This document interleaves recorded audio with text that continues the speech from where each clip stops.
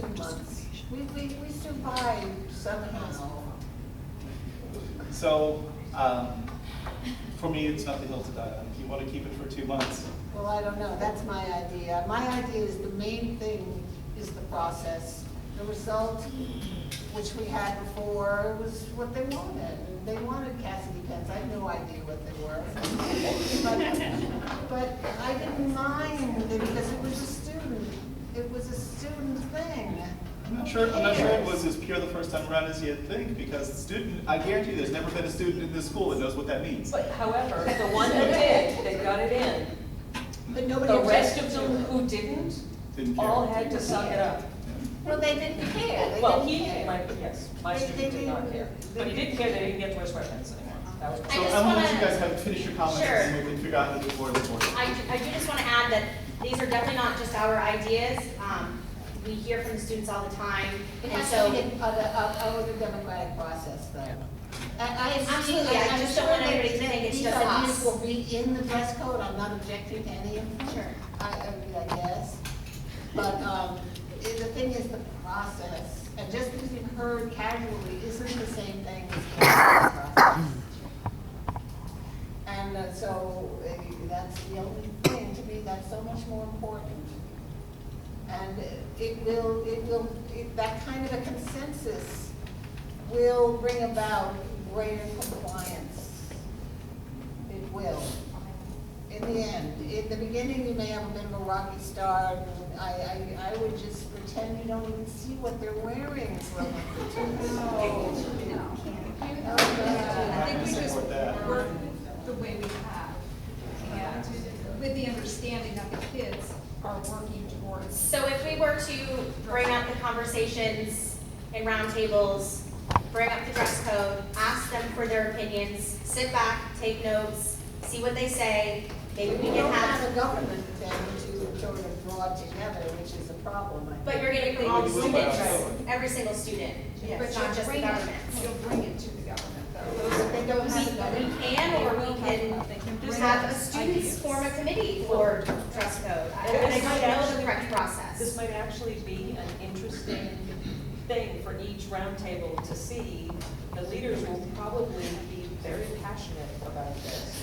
And that your student government, vote of who's who in the zoo, well, it might actually just come out of that. So the only problem I'm seeing with this suggestion is that if the teachers are initiating the conversation, it's still top down. No, no, it's not. You get a student to do it then if you think that. Have a little government in your class. Have them nominate the person who is going to do the discussion on the dress code.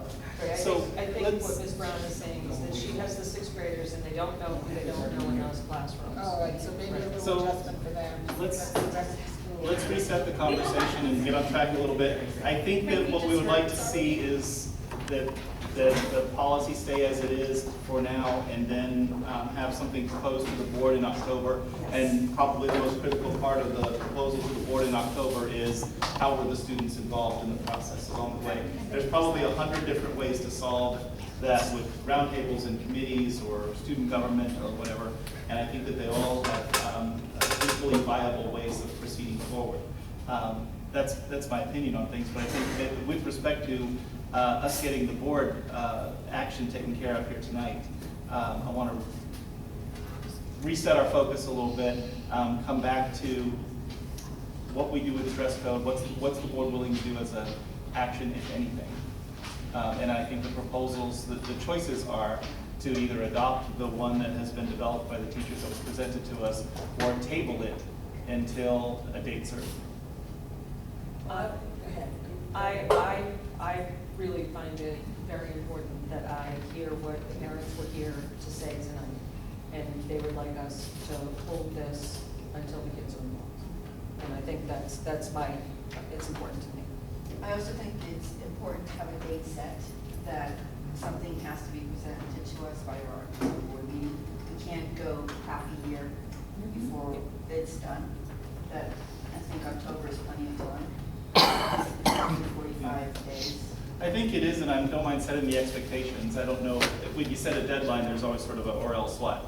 And Right, but. we're not gonna adopt this one without the student input, even in October, so. But then just start with the one that we Yeah, have. no, I agree, I don't wanna be, I wanna get the process moving forward, so I agree with you that we'll set sort of the expectation that we need that or presented. I think that students should be here, the ones here to do it and to present it for us. And thank you to those who came. Yes.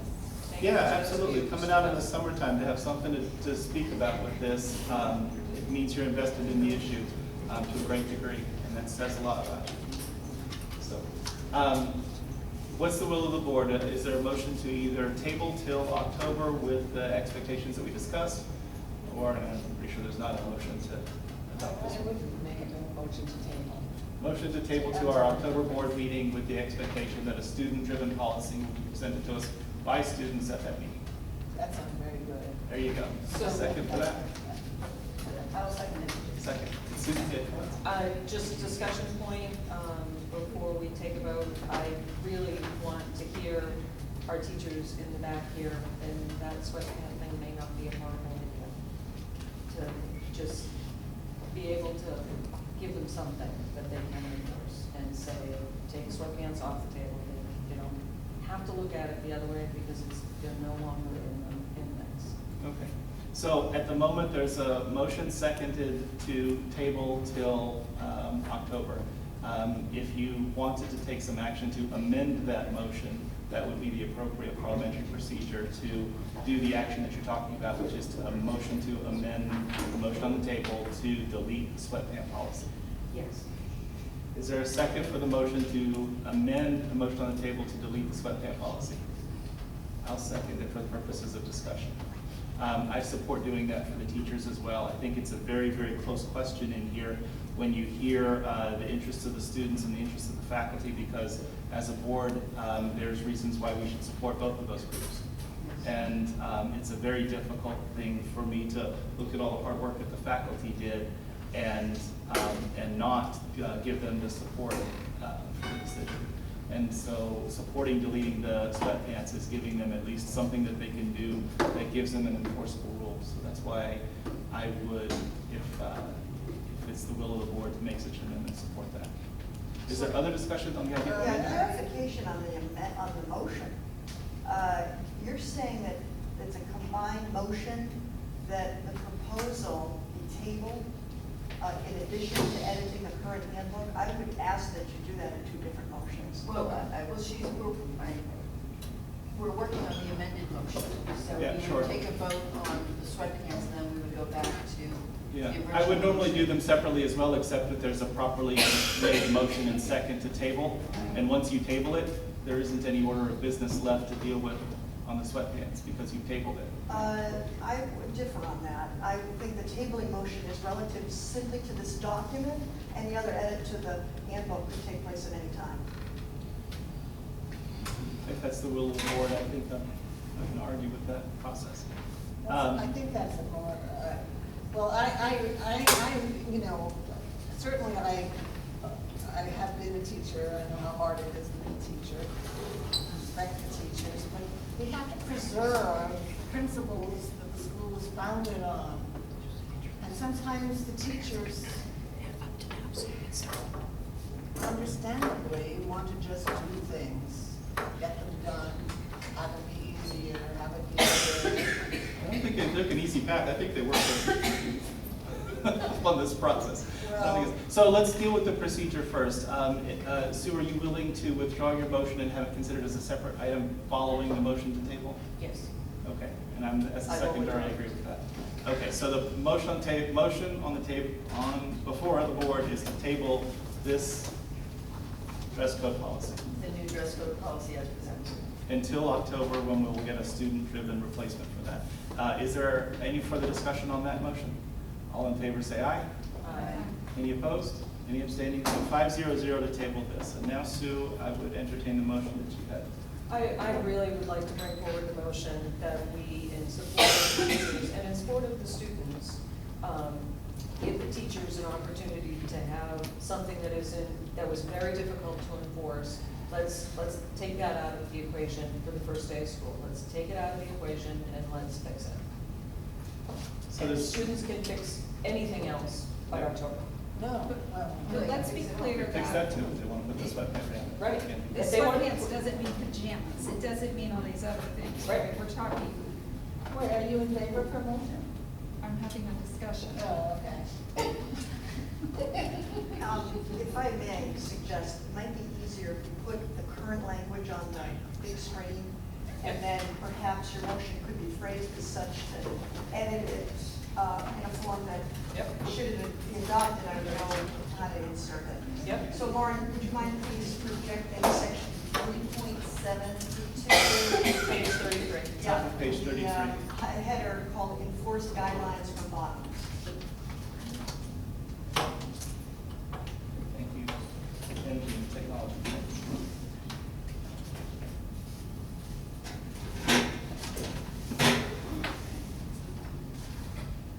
The very top of that page is what we need to see.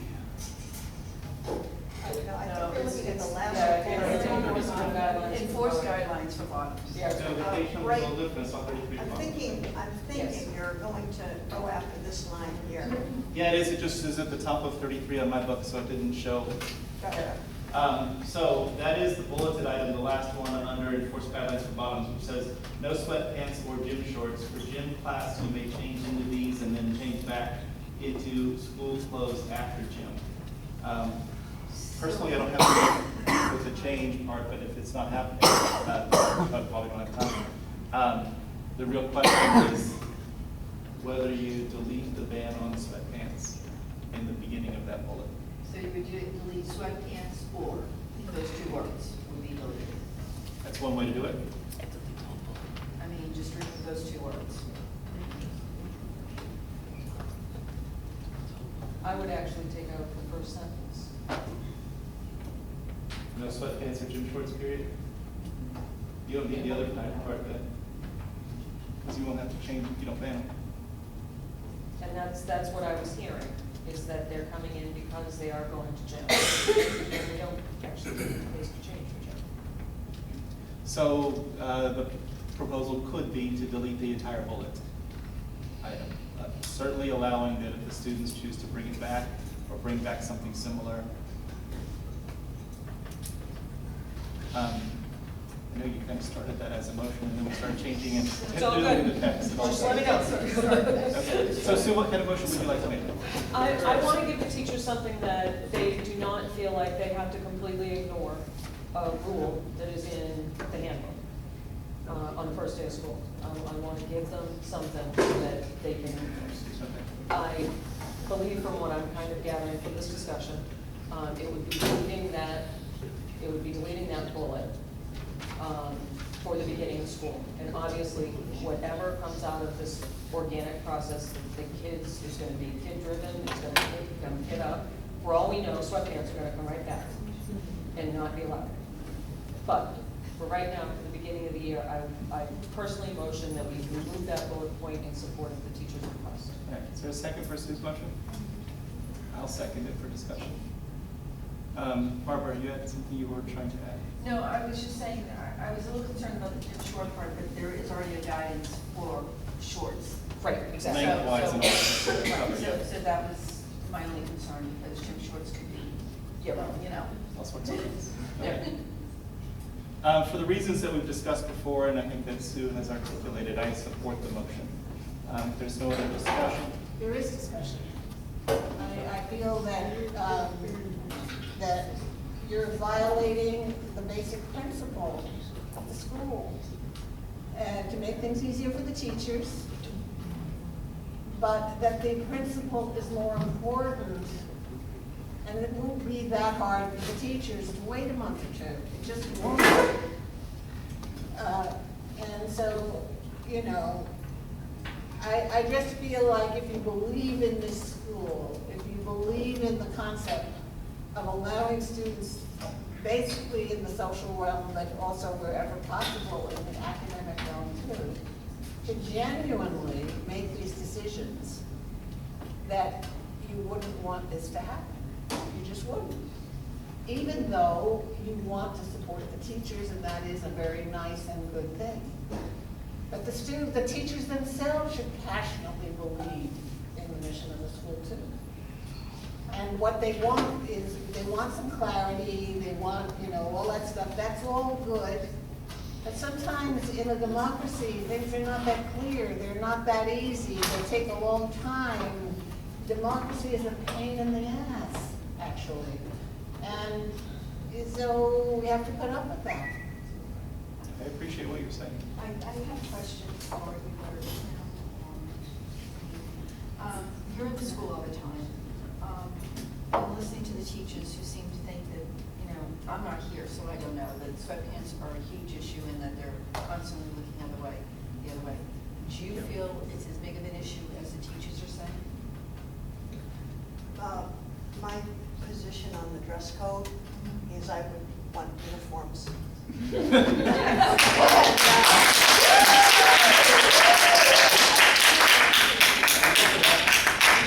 And so far, it's complied. This is the most support I've received for that.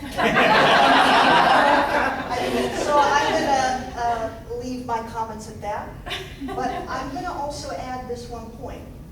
I believe what's being articulated here, particularly with sweatpants, is not that it's not enforced, but that it's much too difficult to keep up with, meaning more and more are wearing it to the point where a teacher can now not keep up with dress code violations because there are so many and they have to teach at the same time. So I believe that is the spirit behind that particular look going away. And Can I add to that, leave it from at the that. discussions that were had around sweatpants and gym shorts in particular, is that they're incredibly hard to define these days. That almost every pair of pants you see in the stores for a young man have cuffs on the bottom and technically are joggers, which are sweatpants. And for teachers to try to discern your pants are sweatpants and yours are not is really difficult as well. And that was a big piece of the conversation. So, then probably when the students get to it, they will do that, they will accept sweatpants. But maybe they won't. Maybe they'll like the idea of business casual. And maybe if people bring that up, they'll be persuaded that sweatpants are too informal for this school, or maybe they won't. But however hard it is, however gray an area it is, why can't we just wait 2 months? So I have another question. We have somebody who's going to be doing student disciplines, the director of student affairs, is the title we've seen throughout. Now, instead of the teachers enforcing that, because this person would be in charge, would that be something that this person would be responsible for? Would be enforcing the dress code as opposed to the teachers actually doing it? It is, and it's because of my new edit. Lauren, could you pull the screen up to the top of the section, please? This edit here now makes that the purview of the director of student affairs. Okay, so it alleviates from the teachers to some extent. Well, yes and no, because I won't be interacting directly with all 300 some odd students every day. So it still leaves it on the teachers to bring it to my attention. Okay. And for my part, the Director of Student Services has got an important job that involves a whole lot of things related to student affairs and student services, and I wouldn't want to see her spending even an hour a day enforcing sweatpant rules. Thank you. But I was, you heard because of disciplinary actions, so that's why I was. I think we probably had the fullest debate that we can on this. I don't know if there's more to add from any direction on it. And so there is a motion properly seconded to delete the bullet at the bottom, which deals with sweatpants and gym shorts. All in favor, say aye. Aye. Aye. Any opposed? One opposed? Any abstaining? I am, because I am absolutely torn on this one.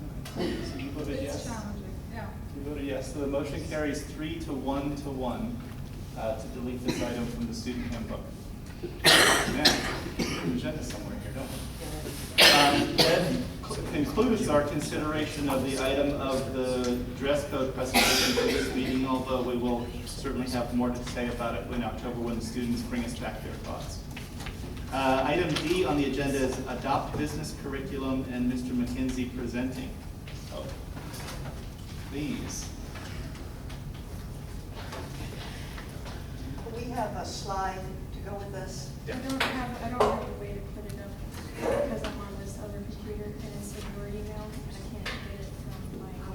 All right, would you mind, Mr. Chairman, if we took a 2-minute? Yes, please, let's recess? take a short break. Maybe. So we're in recess for 2 minutes. Yeah. I don't have it. My computer is. She just said she wants it.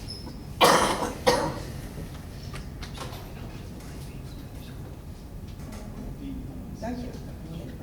Let me see.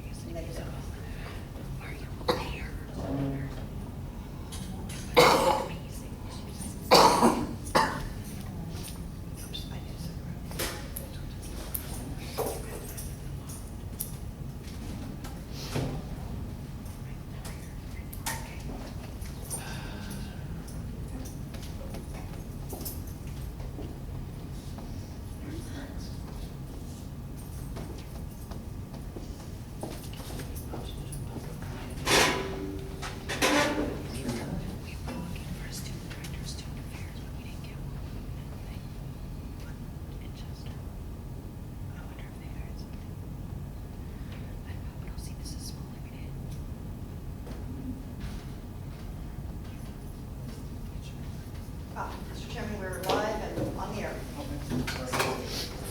Then we can recess. Call us back to order. And with that, this is a presentation that we first saw in May. Yes. Excellent. And it is an amended proposal. The only thing that, in terms of the requirements that the graduation requirements that I proposed back in May, I propose that stays the same for the class of 2021 and later.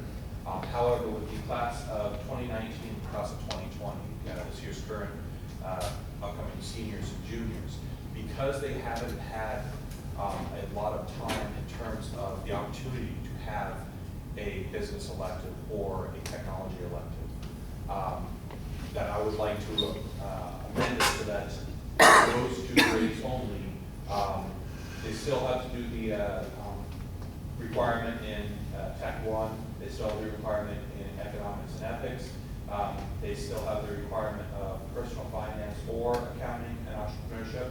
That would be 2 total credits.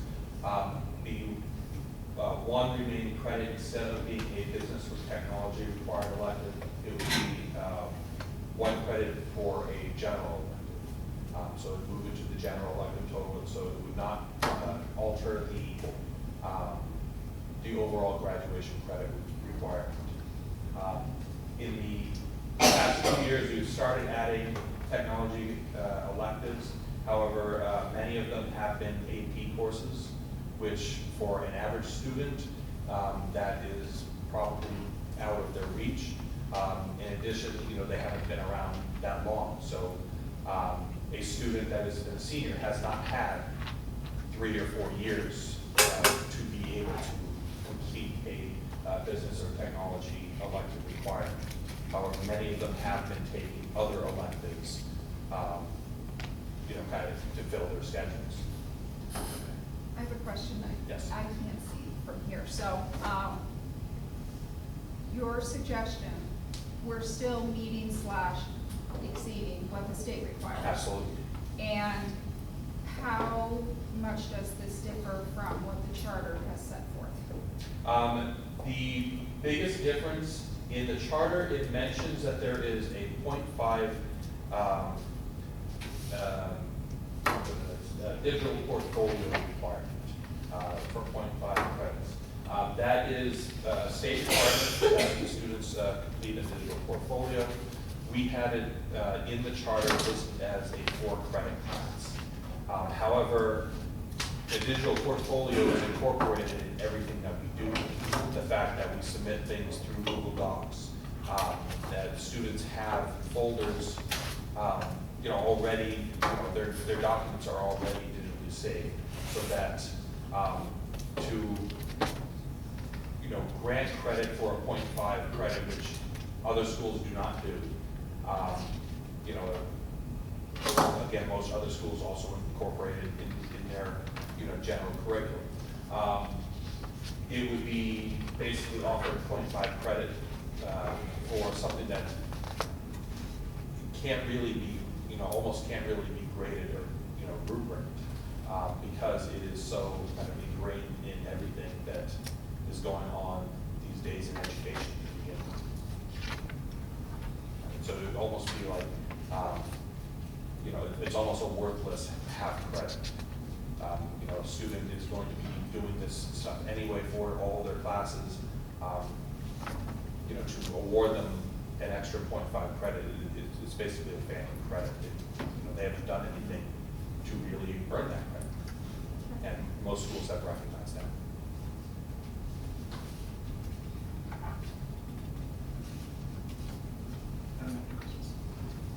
Questions? I do not. Are we exceeding what the charter required? I understand the 0.5 for the digital, but are we exceeding what the original charter required? We are either meeting or exceeding, The business and original? technology Yes. requirements. Yes.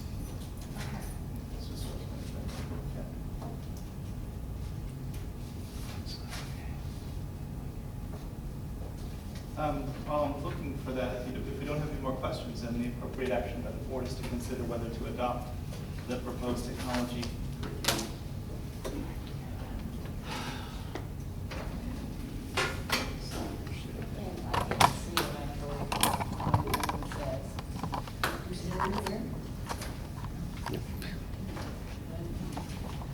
So do you want to just read it one more time, so that we're clear on what it says? Sure. So the current requirement for graduation that we've established is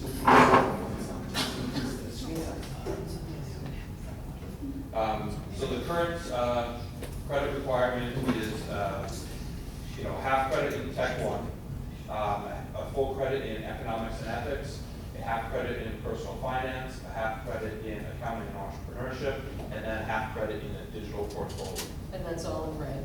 Yes. So then the next, Lauren, can you do me a favor, can you raise that second paragraph up? There you go, perfect. Thank you. So for the class of 2021 and later, which are the current sophomores and freshmen and the middle schoolers. There you go. The proposal will be, the tech requirement, the Tech 1 requirement, which satisfies the ICT requirement by the state. Economics and ethics, which exceeds the state requirement because economics is a 0.5 requirement by the state. We have an economics and ethics course, which is a full credit, so that exceeds the state requirement.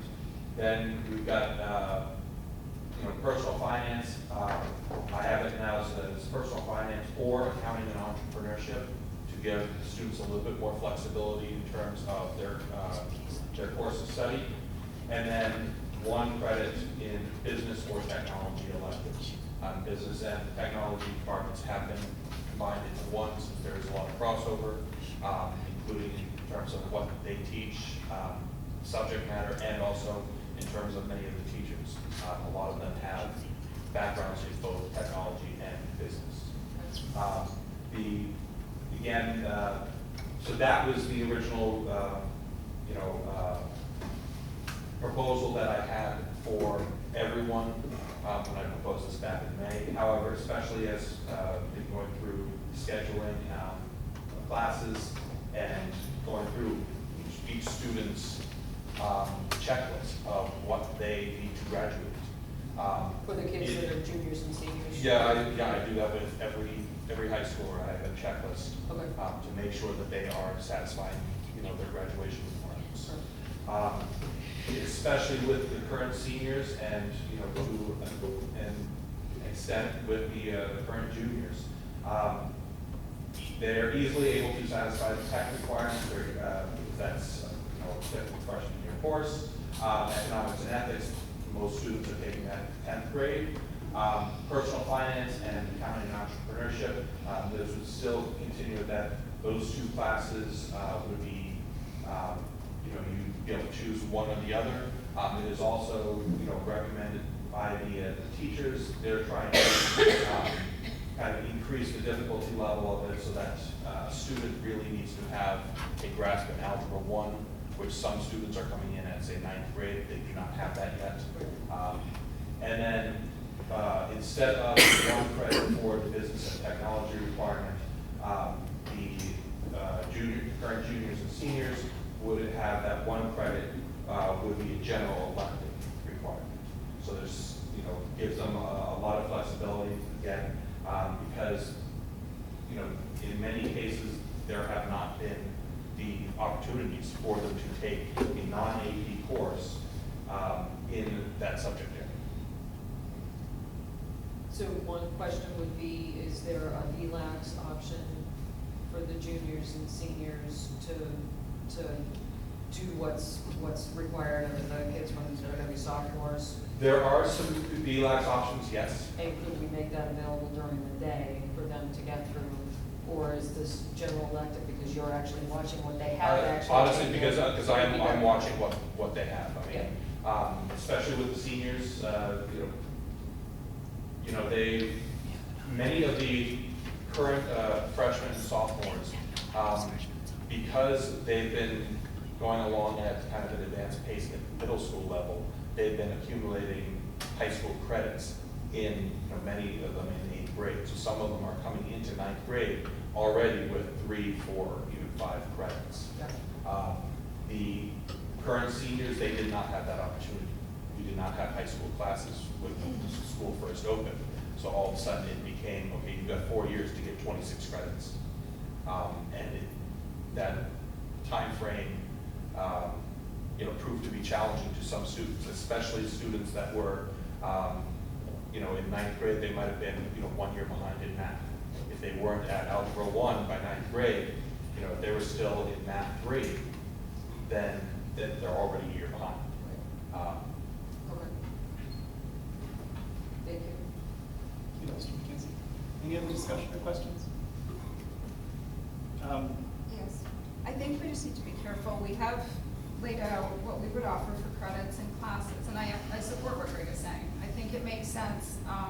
We are fulfilling the digital portfolio with everything being done electronically today. However, I want to make sure that we're crystal clear that we are meeting or exceeding what the charter asked for and the state, and that we have solid logic behind it for 2019, 2020, that we can demonstrate that these kids are meeting the requirements of the digital portfolio as spelled out, because I don't believe we detailed what that consisted of very clearly in the charter. It will consist of X, Y, and Z, and it will be accounted to a whole class. I get that, but it is technology today.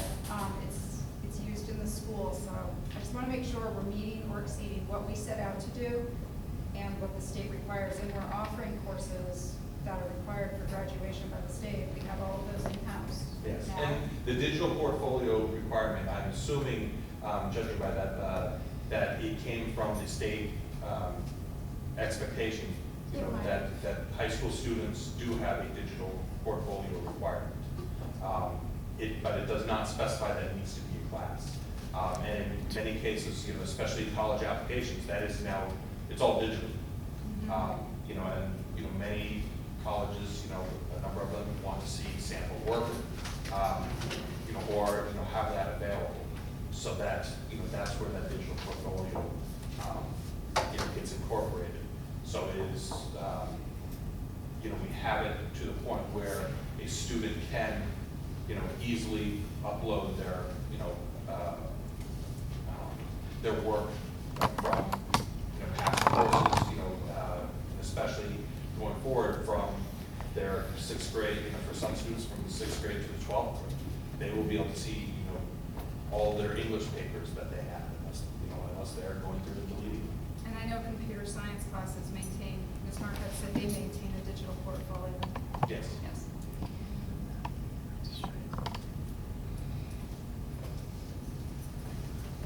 Does it give you the information, or are you thinking that we should Just reading, just receive this double and check kind of what it- consider it in the future?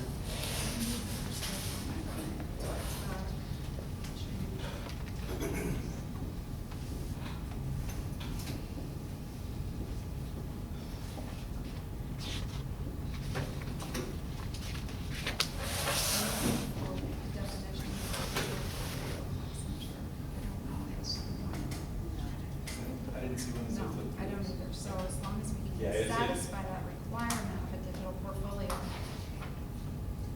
When we say digital portfolio, help the layperson out that didn't go to school in the digital age. Oh. Is it simply a filing cabinet? Is it keeping track of comments that are going back and forth between teachers and other students and feedback on their documents? Is it, In what many- does a digital portfolio comprise? In many cases, my understanding, I mean, knowing that, you know, the digital portfolio, you know, many of the requirements are coming from the, you know, state, Right. which is coming from, you know, people that did not grow up in the digital age. You know, so they see digital portfolio and they think it's this all encompassing thing. In many cases, there are not, you know, concrete spelled out explanation of exactly what that is, at least to my knowledge. That would be something that Ms. Markoff would be probably more aware of. And I think tends to be incorporated in the ICT classes, the integrated computer and technology classes, which is, you know, what our Tech 1 class, you know, satisfies and follows the model. Sure. And so my understanding is that, you know, a digital portfolio especially has sample work that students have written, you know, especially, you know, English history papers, so that, you know, when it is time for, you know, say a college application, they've got that sample work available. And so that it's very easily uploaded. And so that you can track progression from 9th grade to 10th grade to 11th grade to 12th grade, you know, seeing, you know, sample Their growth. size, yes, seeing their growth throughout the school.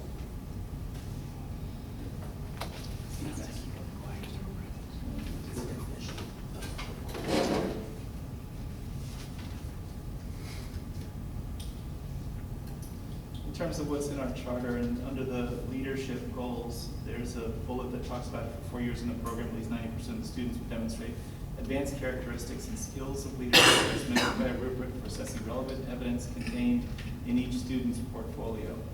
Evidence provided by teachers and evidence provided by at least 2 community references with whom each student has interacted. And there's not a whole lot more discussion about a portfolio. There is a little bit with some of the economics and business and entrepreneurship, economics and ethics. Those sorts of things are sort of spelled out more clearly in terms of a credit hour requirement. And so my sense of things is that a class about electronic portfolio would exceed the requirements of the charter, since it's not a requirement that's in here, it's an extra that would be on top of it. But we're not a board of members here to speak up. Well, the whole, I had forgotten that leadership thing was in there, but we're certainly not doing that.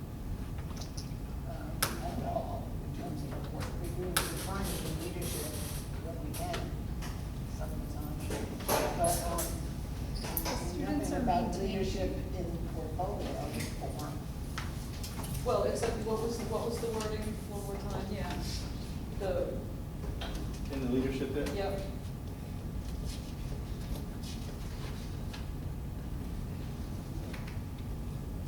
So after 4 years in the program, at least 90% of the students will demonstrate advanced characteristics and skills of leadership as measured by a rubric for assigning relevant evidence contained in each student's portfolio, evidence provided by teachers, and evidence provided by at least 2 community references with whom each student has interacted.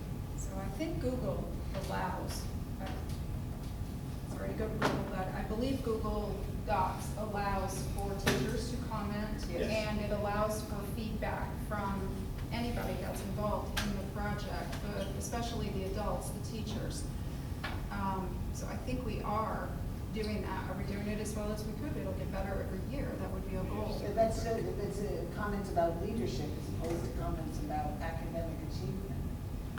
Have we ever had a comment about leadership in the I portfolio? haven't looked at the students' portfolios, but I would have to believe that the classes, the history classes in particular, have content based on leadership and that there's feedback provided to them. That would be my understanding. Yes, so that would be my understanding too. I mean, especially, I know the 9th and 10th grade history class that they're taking is called Civics and Leadership. So we're evaluating their writings and things, their work, not just with a sense of how well they write, but as to how it demonstrates leadership. Right, well, in terms of the digital portfolio, I think that's defined by the state. I mean, you know, I think I wonder, does the paragraph that you're referring to in there just talk about a portfolio or a digital portfolio? It's just a portfolio, it says so it could be. Right, so it's kind of two separate, you know, in my view, it's kind of two separate items. You know, you've got the digital portfolio, which is again kind of a state requirement. There's the leader, you know, a general portfolio that each student might have that would incorporate leadership, you know, and the ideals and characters, education that we want to have within the school. But that doesn't necessarily need to be, you know, considered within the digital portfolio aspect. Well, except, I don't know the history of the development of the chart that's in here, but digital portfolio is not identified as one of the state requirements that we're separately looking to fulfill. It may be incorporated in some of these other things that are state requirements.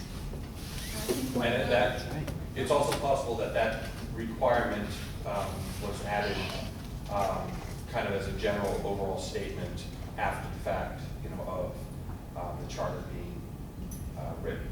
I mean, we do know of other things, you know, for example, like the math, students must be exposed to math every year. That From the is, state, yeah. right, that is a requirement from the state. You know, same thing with English, you know, they must be exposed to English, which looking at our courses, English and history, obviously both fulfill it, because it does specifically say that it does, you know, if you're exposed to math, it does not have to be a math class. It has to be a class that uses math in it.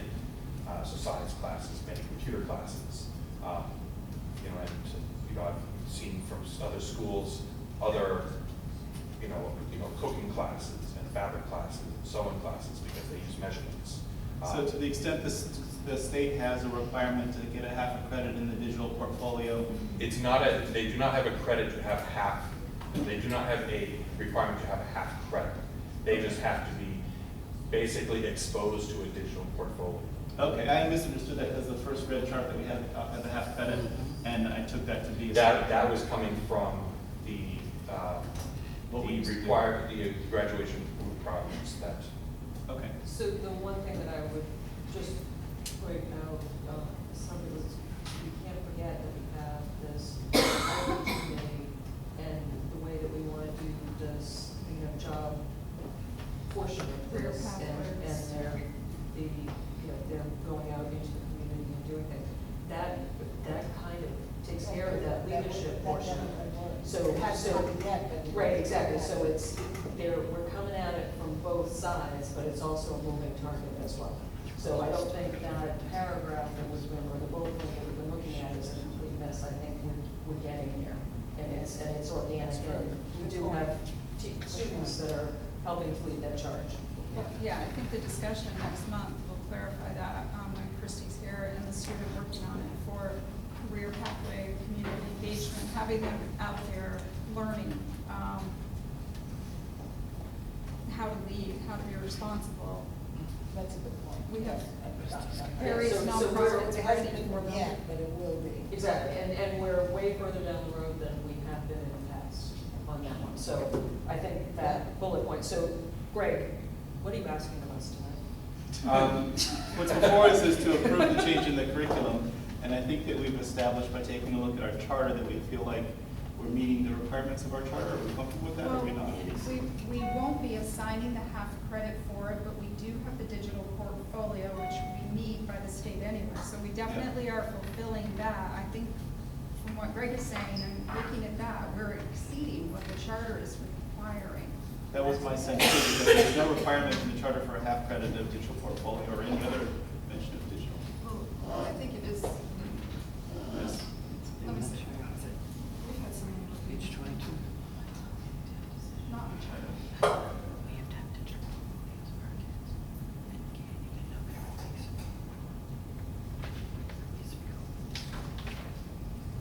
Does it matter if it's in the charter? Well, yeah, because we're sort of, it's our charter, we want to, JP? Yeah. This is the original. I know we've had some updates, which we've incorporated more classes, but that's the original one.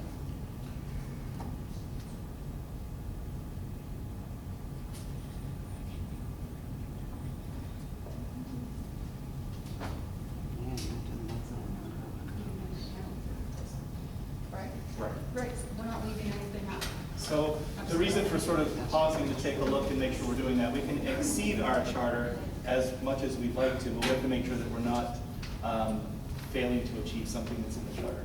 So we want to make sure that the change that we're making, which takes away this class on the digital portfolio but covers the same subject matter in other things, doesn't leave us uncovered on something that's in our charter. I think that's the point. So what the business that is before the board is whether to approve this business curriculum. And I would absolutely make that motion. I think, Greg, you've done a great job of figuring out and shepherding how do we make this work for the kids that came early and the kids that we're sending off first. So I would make the motion that as Greg's proposal is put forward to us, we accept the business curriculum that he's putting before us. Is there a second for I would Susan? second What did that say? If there's no further discussion, all in favor say aye. Aye. Any opposed? Any abstaining? 5-0-0 to adopt business curriculum. Thank you, Mr. McKee, for your presentation. The next item on our agenda is E, the Community Outreach Committee, with sub-items of community description and internship, and I believe the intent is to defer this. Motion that we defer. Our committee chair for that group is not present, neither is the student. How defer to our next meeting, is that what you'd like to do? Is there a second for a motion to defer to the next? Second by Ms. Comstock. Any further discussion? All in favor say aye. Aye. Any opposed? Any abstaining? 5-0-0 to defer that for further review at our next meeting. Item F on our agenda is review personnel committee description and goals. And there should be some material in the package that goes with that.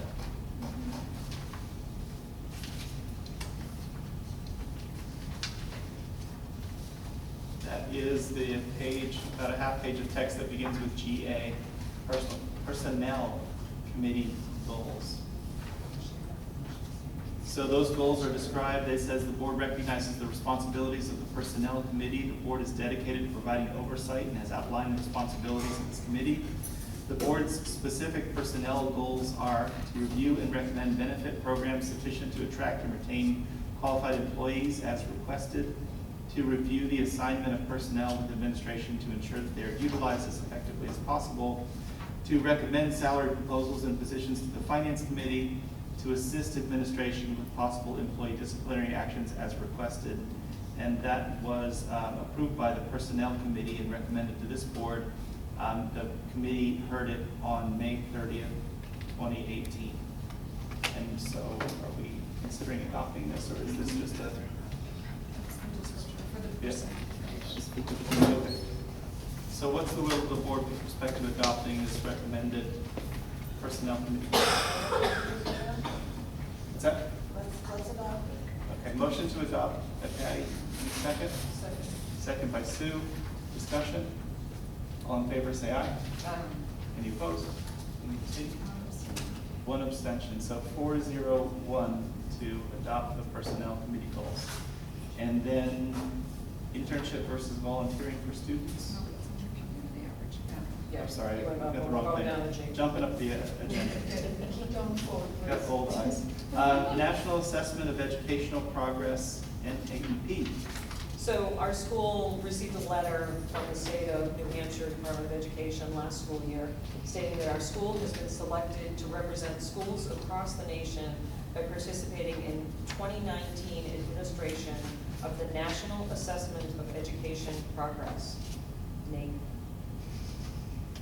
Anyway, it's the largest nationally represented and continuing assessment of what students in the U.S. know and can do in various subjects. We're also informed that students will be participating in national assessments in science and pilot assessments in math and reading. These assessments, for the most part, are taken on tablets provided by NAEP. A smaller group of students will take paper and pencil version of the science assessment. Each student will be assessed on only one subject and on one format. Our students that will be involved are in the 8th grade. Our date for testing will be February 6th, 2019, that is in the calendar. The testing is already scheduled and it is moving forward. That is my 2 cents. That was just something. And the letter that you described is part of our packet tonight. So this letter,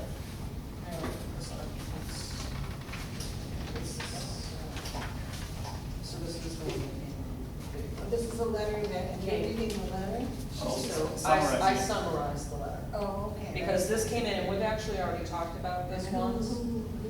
It came in on